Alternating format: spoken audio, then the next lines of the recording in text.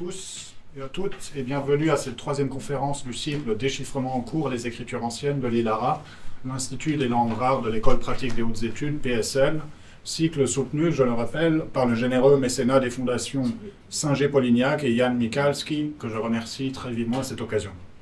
Aujourd'hui, nous avons le grand plaisir d'entendre Jacob Dahl, qui est professeur d'assyriologie à l'Université d'Oxford, dont les champs de recherche sont multiples, histoire sociale et économique des époques néo-sumériennes et paléo-babyloniennes, littérature sumérienne, les sceaux-cylindres mésopotamiens et iraniens, les écritures cunéiformes et les emplois des technologies digitales pour l'imagerie 3D des documents anciens, et les technologies digitales encore pour la documentation et la préservation des corpus textuels anciens. À ce dernier titre, Jacob Dahl est Principal Investigator du Electronic Text Corpus of Sumerian Literature, ETCSL, et Principal Investigator également de la Cuneiform Digital Library Initiative, CDLI, initialement basée à UCLA. Il est le grand spécialiste du déchiffrement du Proto-Elamite, ce qui le conduit souvent au Louvre, où une quantité substantielle du corpus, environ 1 millier de tablettes et fragments, est conservé, et dont Jacob Dahl assure la réédition.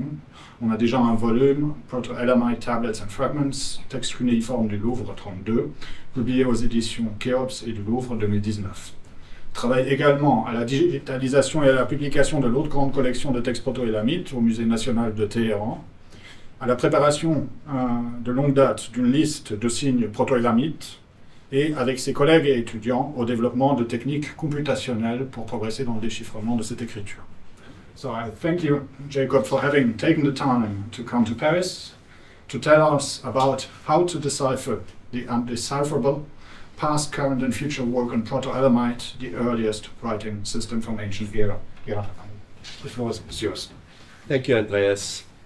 Can you all hear me? So I'm sorry I'll be speaking in English, but I'll try to speak slowly and as clearly as I can.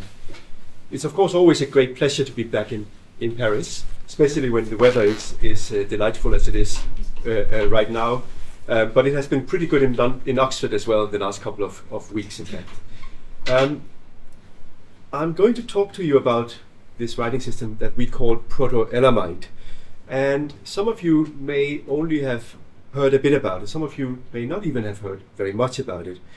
And therefore, I don't think I can really speak about it without also first discussing how it was first discovered and how scholars first tried to decipher it. So that's where I will begin. And that story begins in Susa on the Khuzestan plain in southwestern Iran in the last decade of the 19th century AD, sorry, what is used to the BC dates, with the French excavations under the direction of Jacques de Morgan. But before Jacques de Morgan and his team began excavating Susa, European and American scholars had deciphered the texts on the tablets from the library of Ashurbanipal, written principally in Akkadian. But they had also begun to understand that at least one more language, a language that was older than Akkadian, was written with cuneiform. Today we call that language Sumerian. With Ernest de Sasset's excavations of Girsu from the 1870s and the Nippur excavations of Hermann Hilprecht from the late 1880s, Sumerian texts became available for study. These were all written in a version of the cuneiform script that was clearly an earlier version of the script of the text from Ashurbanipal's library. However, only a handful of archaic cuneiform texts from Mesopotamia were known when Jacques de Morgan and his team began excavations at Susa. With archaic texts, I here mean texts that were clearly from an archaic or early stage of the cuneiform script. A definition of what is an archaic script is rather ill-defined even today, as it was at the time of Jacques de Morgan. But basically, at the time of Jacques de Morgan, scholars believed that all scripts began as hieroglyphs. And since the earliest and the oldest texts from Mesopotamia were more like hieroglyphs, with some signs looking like images of things, they were judged to be from an early archaic phase of the writing system. When Jacques de Morgan dug below his artificial level 2 at Susa, reaching levels we now know date to around 3000 BC, he immediately found clay tablets with a new script that had no immediate parallels in known text corpora from anywhere in the world. His epigrapher, Vincent Shale, named the script Proto-Elamite since he believed it was a forerunner to an indigenous writing system that he called Elamite, and which he speculated was used to write Ancient, the language of the Elamites, according to Vincent Shale. Today we know that the Elamites wrote in cuneiform, and we call their language Elamite.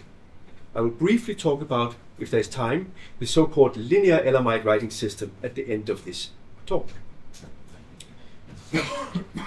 Very soon then, the excavators of Susa discovered hundreds of tablets in the same script, and the Proto-Elamite tablets from Susa were therefore the first large body of archaic texts from ancient Western Asia to become known.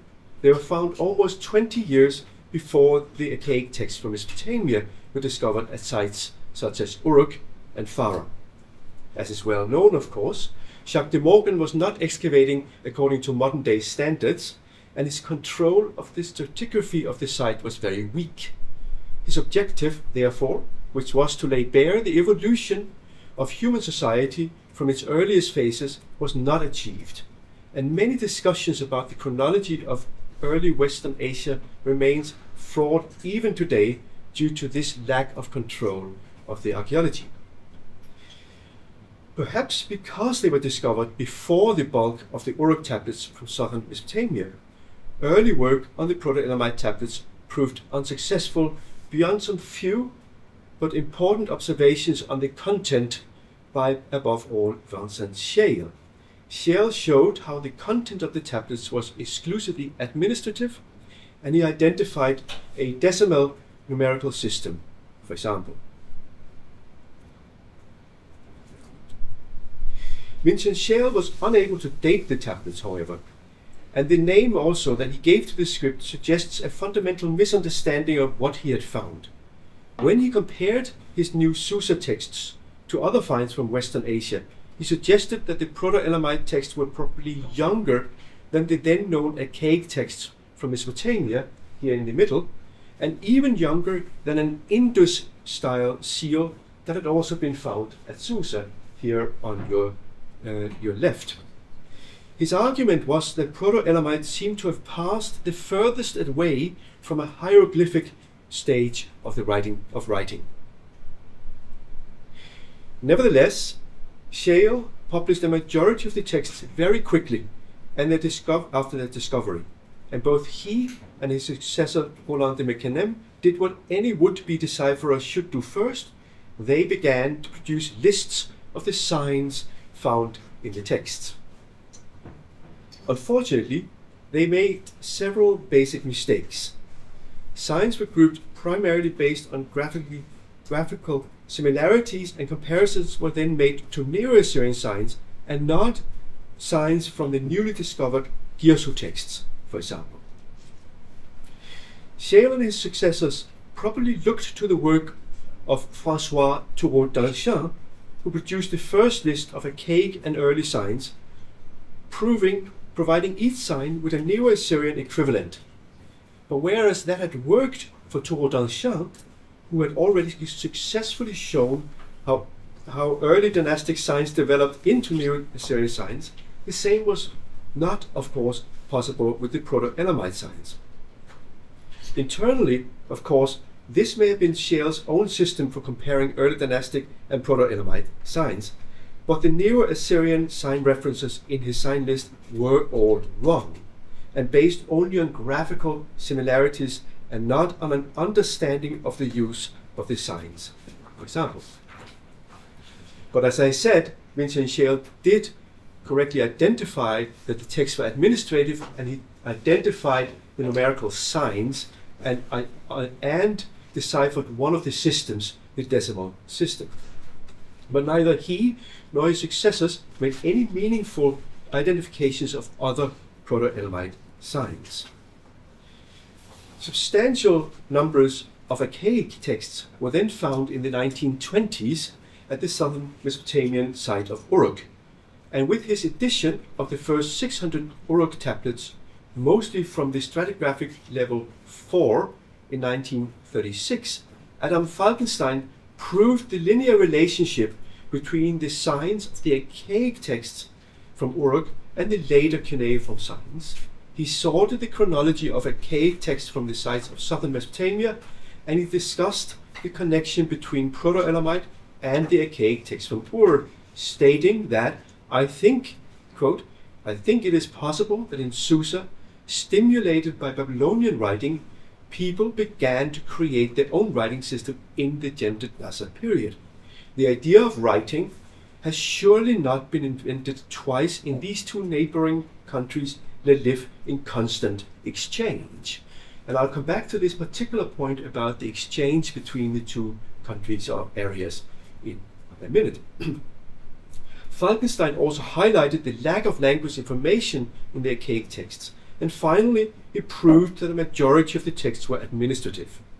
By doing so, he therefore also ended the early work on proto-cuneiform, which is the name we give these first texts from southern Mesopotamia. And the work ended because they did not immediately reveal any historical or literary facts or any linguistic data. Therefore, few Assyriologists bothered to work on these texts in the next generation. As Bob Englund wrote in 1998, since with few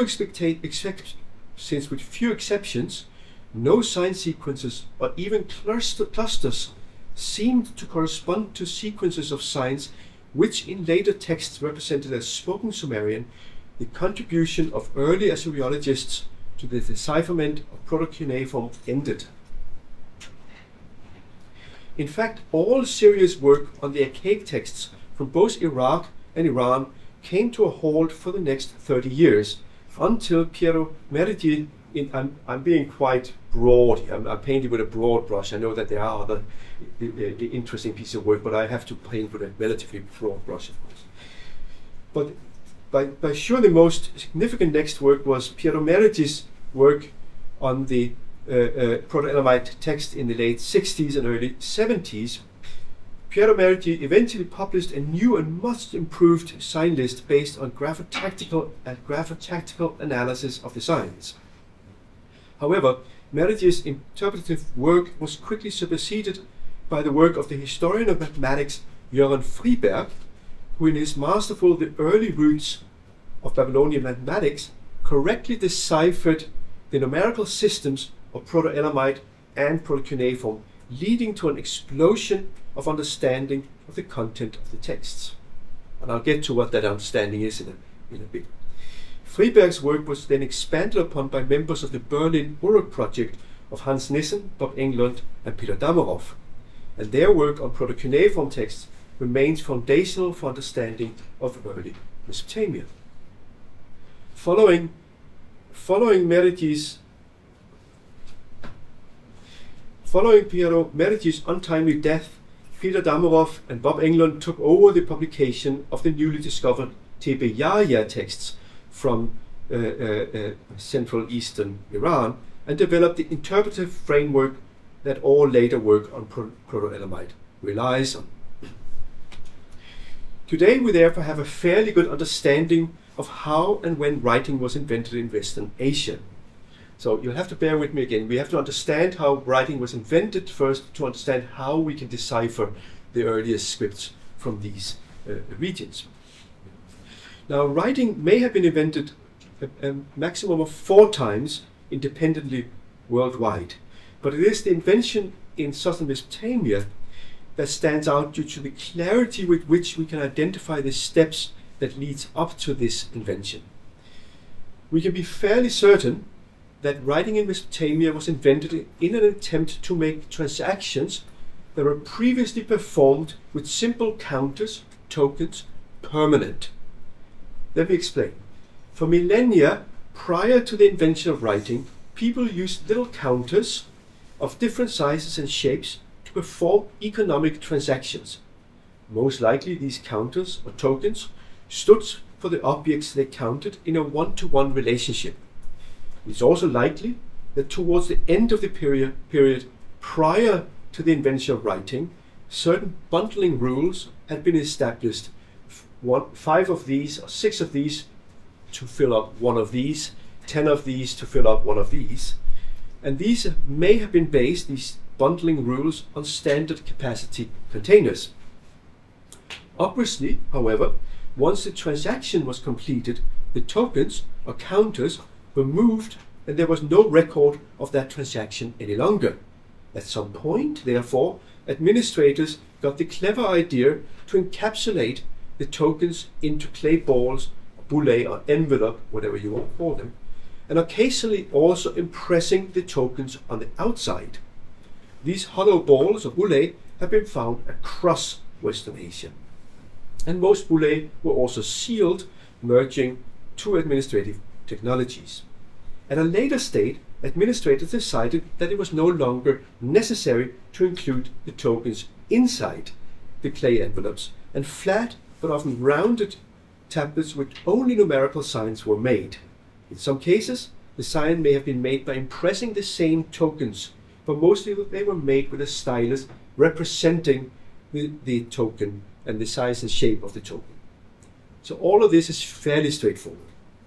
If you're already using counters to perform transactions, it appears fairly simple to encapsulate these into an envelope to make that transaction permanent and to seal it with your seal, just as if you were sealing an actual vessel or actual sacks of barley and so on. You could argue that to get rid of the tokens themselves represented a large intellectual step. However, the big first step change in the invention of writing was probably when single signs, non-numerical signs, were added to these numerical signs, conveying information that was previously either inferred from context, storage, or spoken about. It is only when that happens that we can talk about writing, or perhaps we should call it proto-writing, as this is yet not a system that is capable of conveying any and all speech. We can then call the tokens and the bullae pre-writing tools. Now, all of this development happened both at Uruk and at Susa, and perhaps at many other sites as well. But sometime during the period that is labeled Uruk IV, following the stratigraphic sequences at Uruk, the way scribes wrote in Susa began to diverge radically from that of their Uruk colleagues. The exact time of the divergence is difficult to pinpoint, partly based on the poor stratigraphical control of the early Susa excavations, and partly due to the difficulty of obtaining absolute dates for any place in Western Asia for this particular period. The reason that it's difficult to obtain absolute dates for the invention and early development of writing is not only because of the poor quality and context of most carbon samples, but due to an anomalous amount of carbon-14 in the atmosphere at precisely this period in time when writing was invented and when it spread to Iran, which makes younger samples look older than the older ones and so forth, and vice versa. Traditionally, we have ascribed the divergence in the two scripts to a break in contact, seen above all also in the art of the period, which has been described as pivoting towards a more central Iranian focus and away from lowland Susa in Susa. Let me explain a bit more what happened in the art, or one of the things that happened in the art, which becomes important later when we discuss how Proto-Elamite is very difficult, or why, one of the reasons why it is so difficult to decipher. From this point in time, when the rupture between the two scripts happens, there are no more depictions of humans in Proto-Elamite art, with animals taking the place of humans. In none of the many seals, both real cylinder seals found at Susa, as well as seal impressions on tablets and other supports, do we find any depictions of humans, except for one seal, which will be discussed soon in an article by Clélia Panatra from the Louvre Museum. There are also no statues or other depictions of humans, except for a curious pair of unprovenienced figures with funny shoes and funny hats. You can see one of them here, that are, as I said, unprovenanced and are now, one of them at least, in the Metropolitan Museum in New York. So I won't get into that. What we have instead is items such as the famous Grenol lioness, or these pendants from Susa, the ruler's seal from Susa, and so on. This rejection of the Mesopotamian form of art and of the human form is interesting, and I'll return to it later. I'll return to this concept of rejection later. Now, however, is it in fact likely that scribes in Susa were unaware of the writing system in neighbouring southern Mesopotamia? Is it likely that they did not look over there to see what they were doing? You can see on this map how close in proximity the cities of Susa and Uruk are, and even more so because they were probably only separated by a brackish lake that would easily be crossed in boats. So it's my hypothesis in this talk that they did, in fact, look at what happened in Uruk, and that we can show this by tracing elements of the writing system that the ancient scribes themselves may not have considered important. And that this will show that they did very much follow what happened on the other side of this divide. And therefore there is a secondary hypothesis of this talk that the differentiation of the Proto-Elamite script was due to something we can call schismogenesis. I will not use much time on this very interesting concept of schismogenesis, which was first introduced by George Bateson in the 1930s and recently reintroduced and developed by David Graeber and David Wengrove. Suffice it to say that schismogenesis describes the process of cultural creativity through differentiation, which can be conscious or unconscious. So I will conclude, hopefully, and I hope you will agree with me, that while they developed their script to be more and more unique, Elamite scribes made also their script almost undecipherable to us. Now let me return to what Proto-Elamite actually is. Now the corpus is smaller than that of Proto-Cuneiform, but it is by no means small.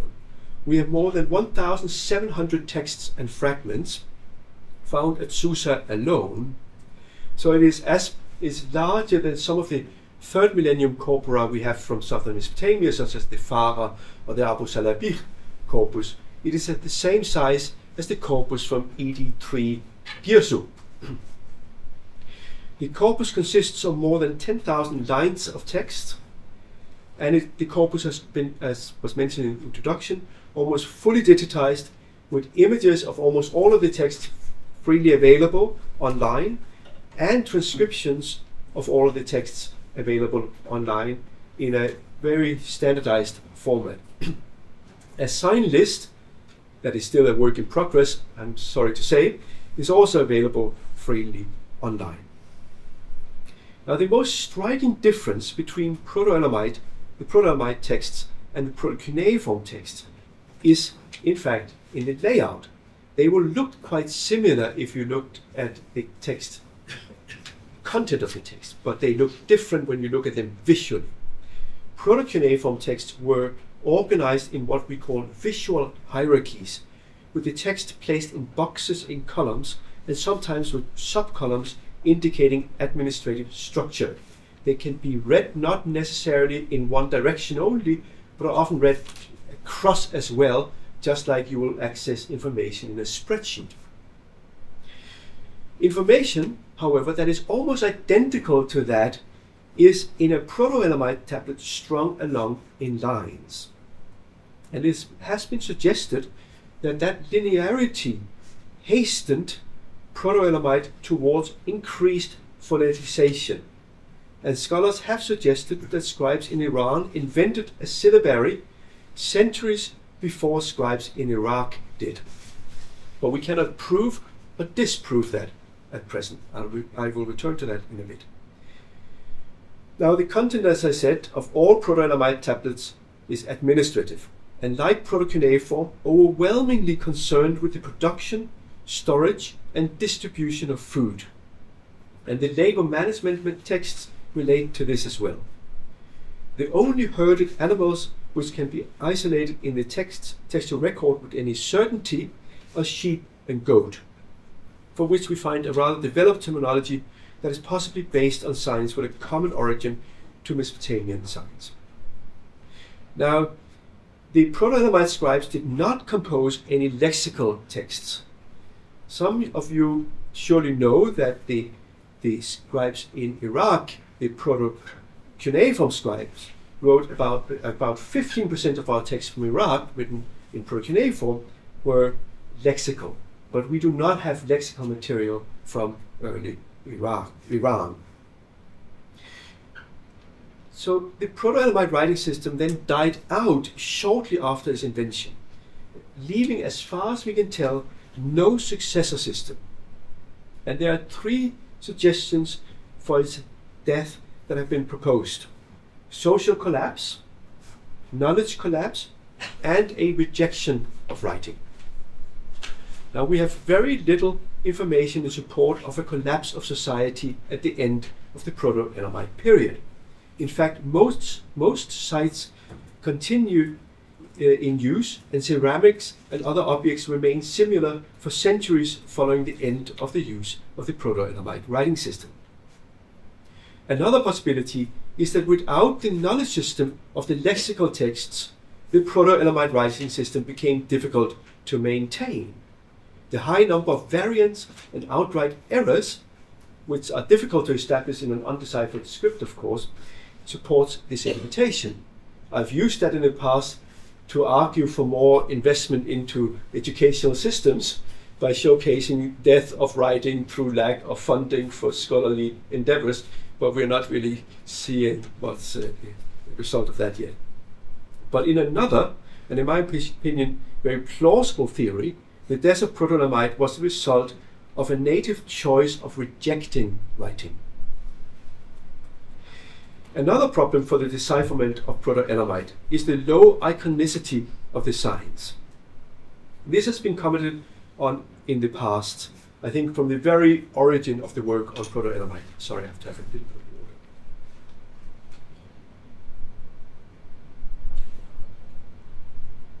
So from early on, scholars have described the Proto-Elamite sign list as having very many abstract signs.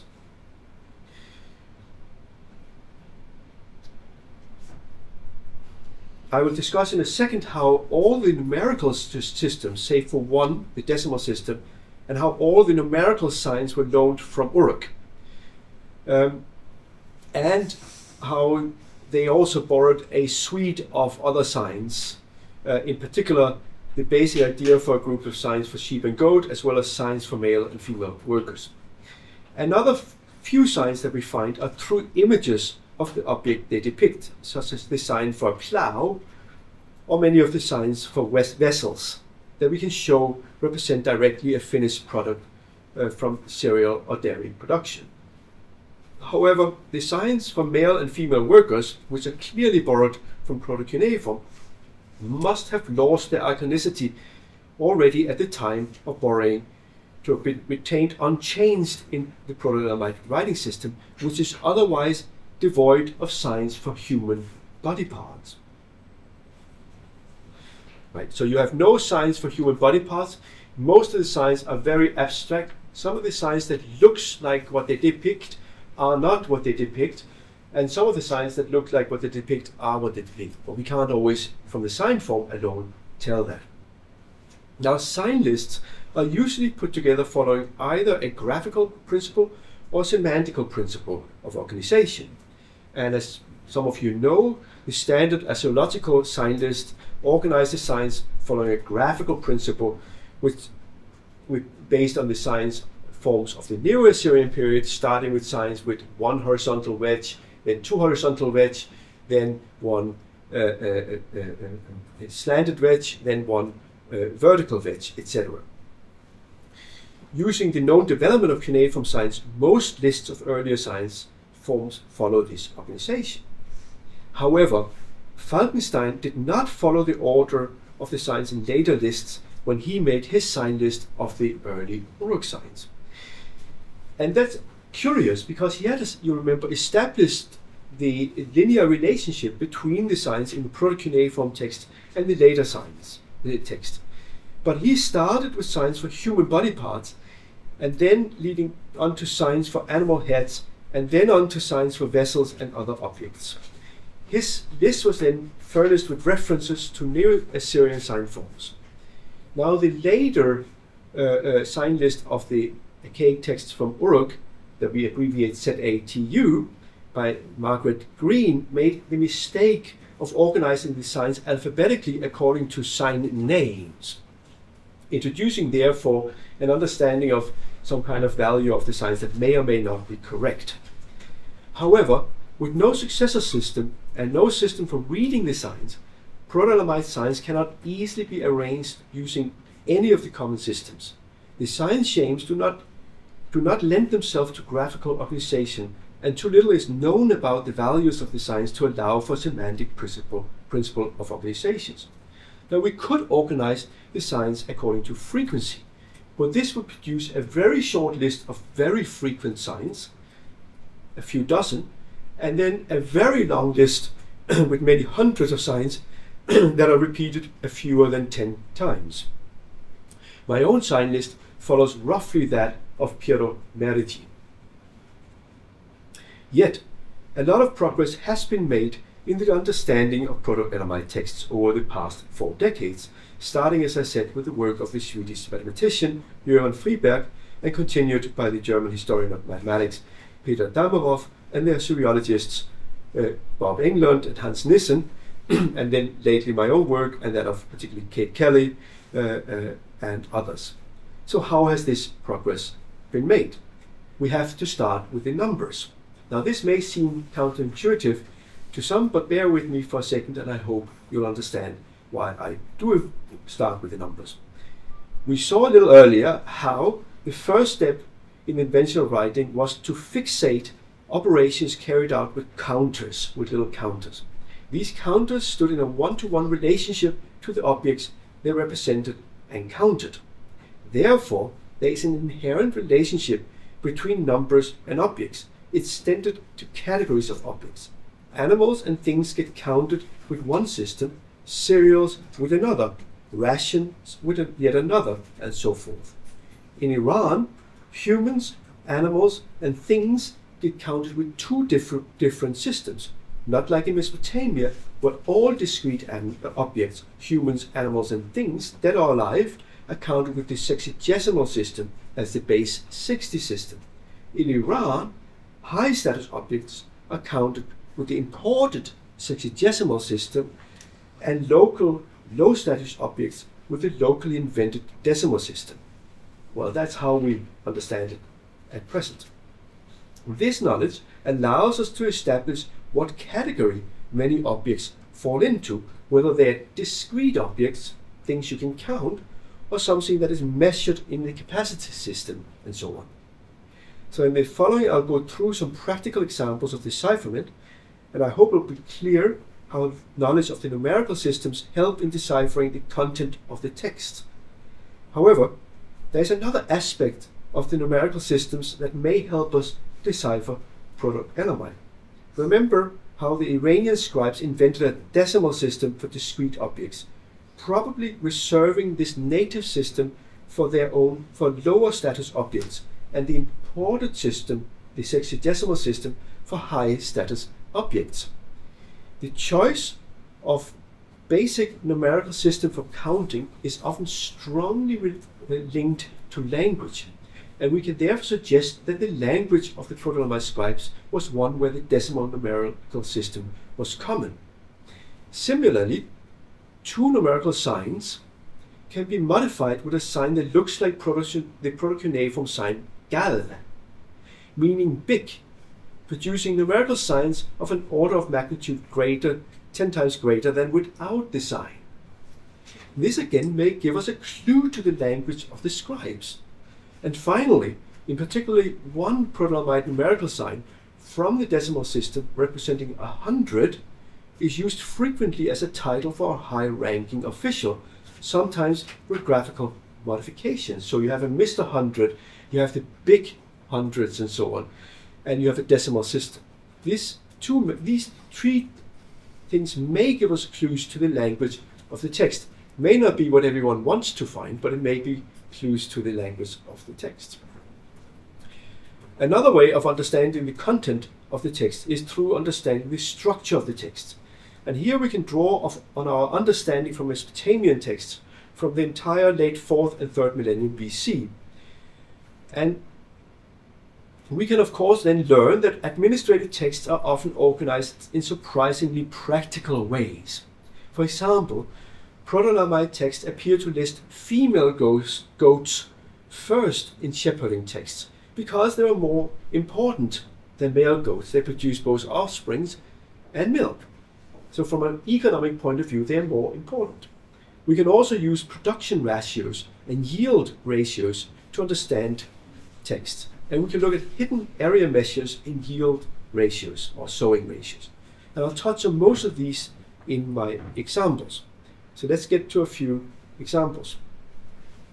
Let's look at a typical Proto-Elamite text here, MDP 6353. At a very basic level, we can say that this text is inscribed in 5 lines or columns on the obverse and 1 line or column on the reverse. This is the direction that we publish the text in. They would have held the text turned 90 degrees clockwise. We do that in order to show the graphical similarity or not with texts from Mesopotamia in the same or later periods. Partly because we want to remember and we want to build on the foundations by Thoreau d'Anchamp and Adam Falkenstein, who showed the linear evolution of sign forms from the Uruk period all the way to the Neo-Assyrian period. And we want to be able to show if there is similarity, and there is of course in numerical signs. So if we turn this text on their side, the original side of the original direction of writing, we would obscure that relationship to later direction of writing. So that's why we publish them in this conventional way, knowing quite well that they held them in the hand the other way. That's not a problem for those of us who've worked on these texts for 25 years. One can magically turn them in your head. In fact, it also probably made little difference to our decipherment efforts, because some of the signs that look like objects seem to hang from the top and be represented already turned on their side in the texts. So they themselves do not adhere to a visual depiction of an object in its natural environment. So we do this for specific reasons. I'm sorry to confuse you with text that lies on their sides. Now, we can see that the lines are divided by a ruling. That's produced by pressing the side of a stylus into the clay. Now we can identify, as I said, the numerical signs, and we can therefore split the text into a number of entries, each consisting of a number of non-numerical signs and a numerical notation. Some of these entries run across the lines we had first identified, so we can see that lines or columns are not a good way to divide the text. We can then take the first sign before any numerical notation and quickly see that it's the same in every entry. We can then show that it's also found in the entry on the reverse. And we can now total the numbers in the numerical notations on the obverse, and they are 3, 2, 2, 2, 2, 1, 1, and we reach them at a total of 13, the same as the notation in the entry of the reverse, which therefore we can suggest is a total. We can then identify the first sign in the text as a sign that reoccurs in the same position in a number of texts and suggest that it is a header. Returning to the object that is being counted, we can use our knowledge from neighbouring Mesopotamia, where graphically similar sign is used for sheep and goat as a collective, combined with other texts from Susa that show the production from these objects of what appears to be dairy products, milk, cheese, and so on. And we can suggest that the text counts sheep. We can then move to a more technical description of the text and say that it has 8 entries, each consisting of a long string of non-numerical signs, followed by a sign we interpret to identify as a sheep. The numbers of sheep are low, with each entry listing between 1 and 3 animals. It is not clear to us from this text whether the animals are coming in or going out from the account, or from the institution or people identified in the long non-numerical strings. The text is totaled, and the total helps us only partially to understand the content of the text, since the system used could be either the decimal or the sexagesimal system. But in this case, we can use other texts about sheep, about this particular counted, and show that they are always counted decimally. Given the uneven length of the non-numerical strings, it's difficult to say much about these. They could identify either individuals or titles. Some start with 1 or 2 signs that alone could stand for counted objects. Sorry, that's the next text, sorry. Sorry about that. I've gone too far again. I have to go back to this. Some start with 1 or 2 signs that alone could stand for counted objects, and which may therefore here function as titles.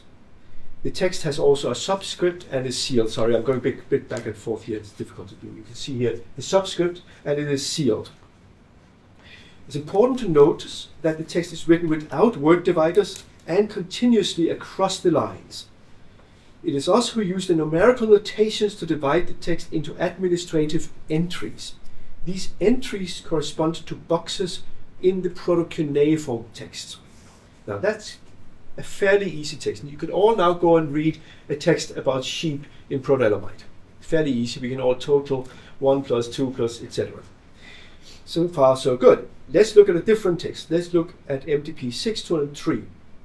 Already at first look suggests that this is a much more complex text than the previous one.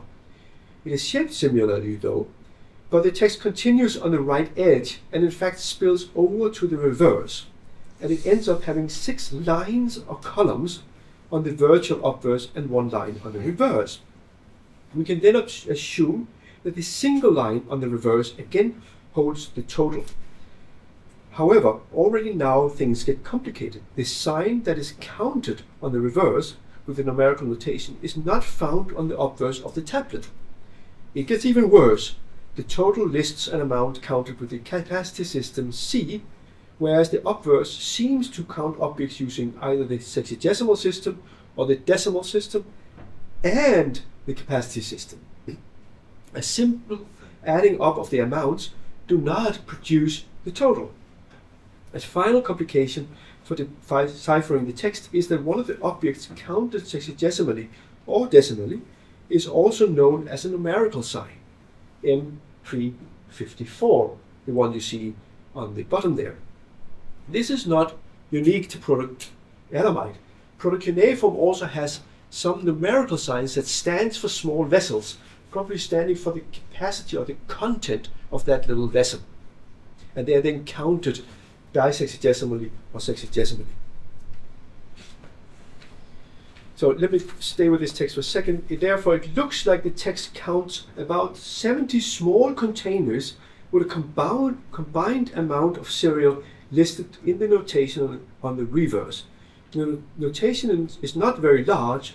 It is probably about 50 liters. So the average size of each of those containers is less than a liter in modern day equivalent. The text has an inscription of a single numerical sign on the top edge. We find that on many Proto-Elamite texts, we do not know what they indicate. It's either 60, as in this text, or 2 ones, which could stand for 60 units, or what we would call this Proto-Elamite liter, if we're correct in our identification.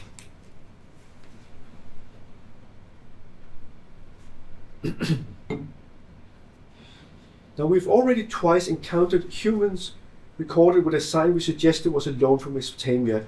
We call it M388. The M prefix comes from the sign list of Merigi. In Mesopotamia, we do the same. If we don't know the name of a sign or the pronunciation of a sign, we give it a name from a sign list. So the SARTU ZAPU sign list, or LAK, and a number, if we don't know how to read a sign. And for the Proto-Elamite sign list, we decided to take the the initial of Meridi's name in honor of his great work on the sign list, and suffix it with numbers that comes ultimately from his sign list with further developments.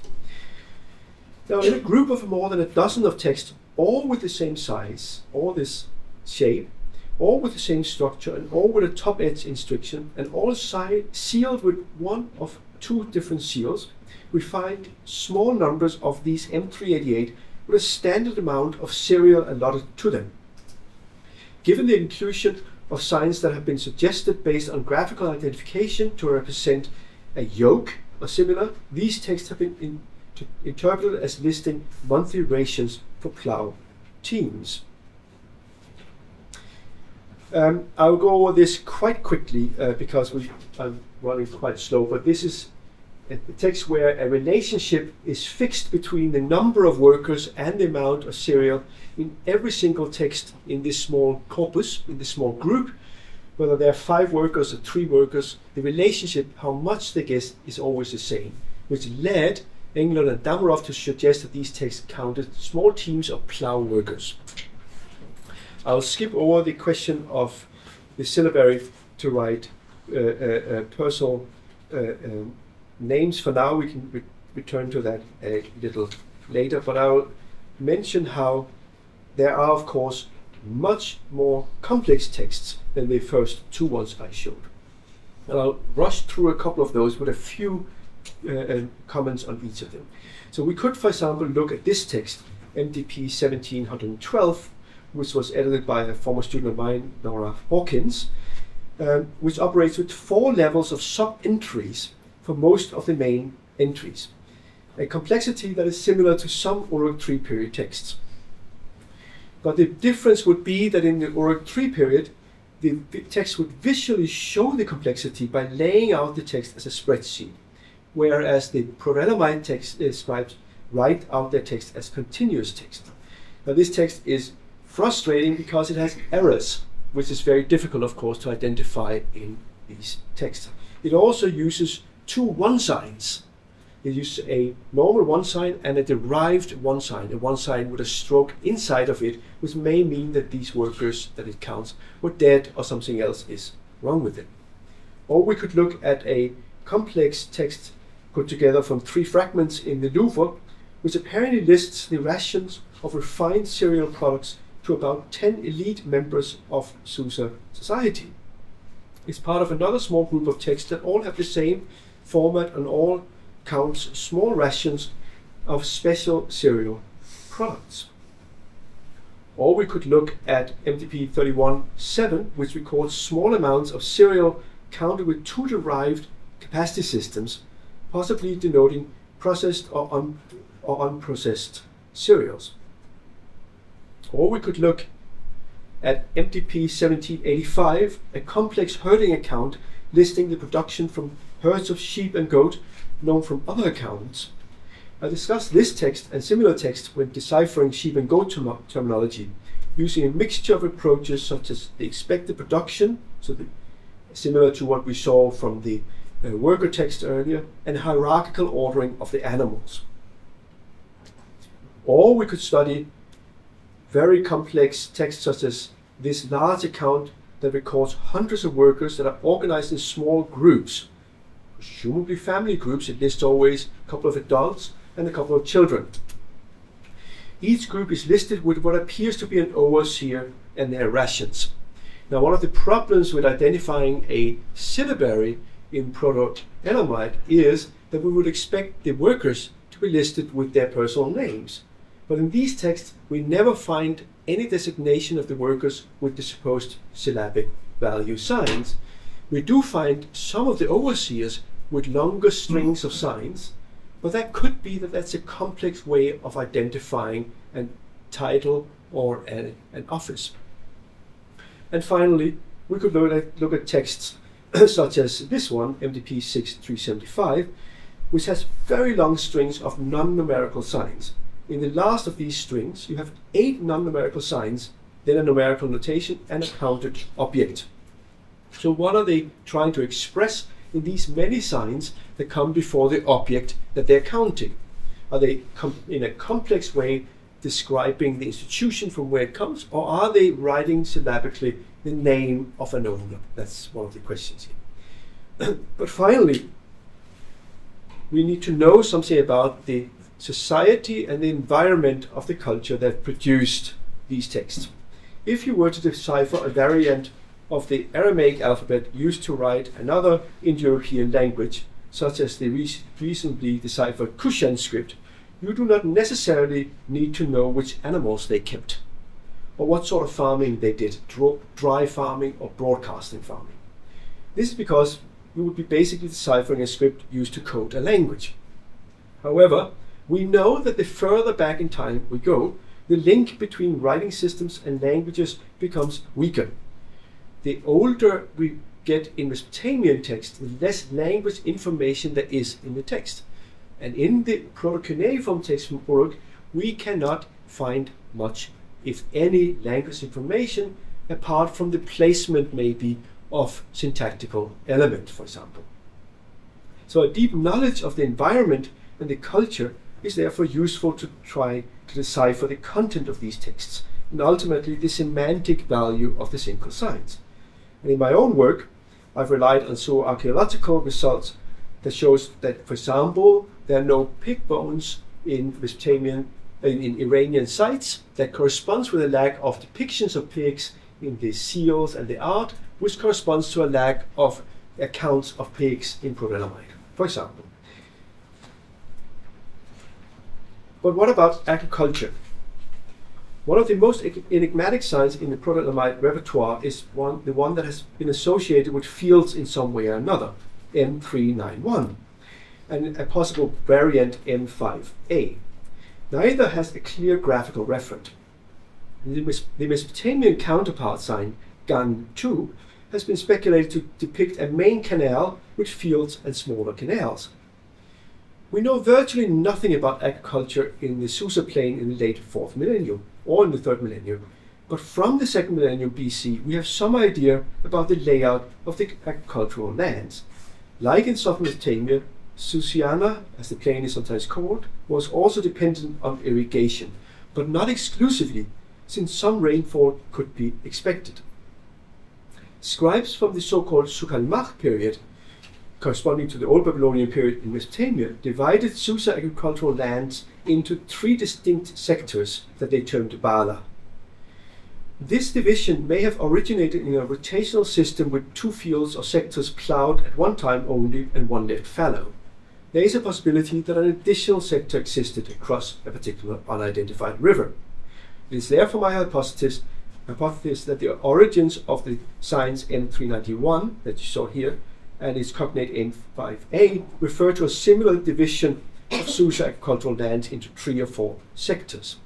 Now it gets even more interesting because, like in the Old Babylonian period in Susa, where no text indicate the actual size of fields using a field measurement system, we have no field measurement system in the Proto-Elamite text. Rather, we have what appears to be sowing amounts of seed that you sow per field. And in Susa text from the Sukalmach period, we have the same.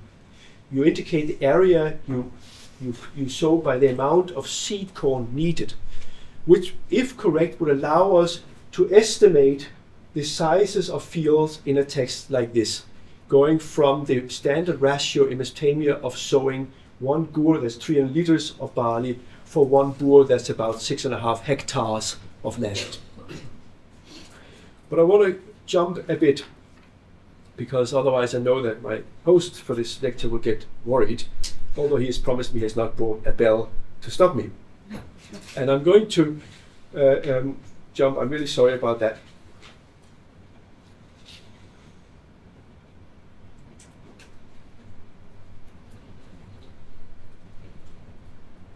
So I'm going to jump to my last slide here. My last slide. So I've argued that there is no successor system to Proto-Elamite. You probably heard about linear Elamite from recent claims of a decipherment. But we still do not have a proof of that decipherment, which is striking 2 years after the big announcement. The authors of that claim proposed to transpose the signs from linear Elamite all the way back to Proto-Elamite, jumping over a gap of some 800 years and therefore furnishing the Proto-Elamite texts with some readings. Putting aside mistakes that were made in that paper and the unlikelihood that phonetic values for signs remained unchanged for that long, it is maybe most surprising that the authors did not question that sign forms appeared not to change much between the two scripts. Now that is all what it may be. But even if linear Elamite turned out to be a successor system, transposing a few syllabic signs back to the Proto-Elamite period, it would provide it would at most provide a guide to how to pronounce some personal name, and we would have no way of testing this claim. It is almost certain that geographical locations were either not written or written logographically, as with almost all object signs and titles. With so many factors blocking our decipherment of Proto-Elamite, it may therefore be useful to ask whether that is coincidental or not. As a matter of fact, there are several hints that it may not be coincidental, and that the scribes who wrote Proto-Elamite texts consciously developed their script to move away from Proto-Cuneiform. We see that in a set of developments that co-occur in the two scripts. Firstly, both systems use and develop hatching as a productive strategy for producing new signs with derived semantic meanings. Hatching is well known to the cuneiformists in the room. That's how you can produce a cuneiform, a derived form of a main sign. Hatching of numerical signs is well attested in the Uruk IV period, but not earlier. It's not absolutely certain whether Proto-Elamite texts use hatching very early on. So it could be that they borrowed hatching with the suite of numerical signs from Uruk. But it's also very likely that they are continuously observing what they do in Uruk and adopt it from Uruk at a later stage. Secondly, the signs of both Proto-Elamite and Proto-Cuneiform become more cuneiform shaped towards the end of the period, again suggesting that the scribes in Iran looked at what was going on in Mesopotamia, and this did not occur to them as a transgression against being separate and different. This was just a technological change, and they adapted therefore these technological change while continuously making their sign forms look more and more distinct from the Uruk sign forms. So we may therefore be able to suggest that the practitioners of the two writing systems were, as Falkenstein suggested, in continuous contact, and that the Proto-Elamite scribes consciously developed their writing system to be different from the Proto-Cuneiform writing system that they were familiar with. But I want to end then with a word of optimism. My former student Kate Kelly has worked with well, that would of course make it undecipherable, right? It would make it undecipherable. We don't have a successor system. They were themselves trying to make it different from anything we know, so it would make it undecipherable, basically. But I want to end, as I said, with a word of optimism. My former student Kate Kelly has worked with a group of computer scientists producing really exciting work on Proto-Elamite and Proto-Cuneiform. And they told me that one of their early works was to validate my initial work on the Proto-Elamite sign list. And according to the computers, my early results were mostly correct. I take great solace in that. So it's very nice to be validated by computers, but it is important to think, I think, that to remember that the computers can help us look at the data quicker. If we have all of the data digitized, we will be able to see all of it at a greater speed. I don't think we'll necessarily be able to decipher it using artificial intelligence, but I think that we'll be able to do simple things quicker with the help of computers. So thank you very much for your attention.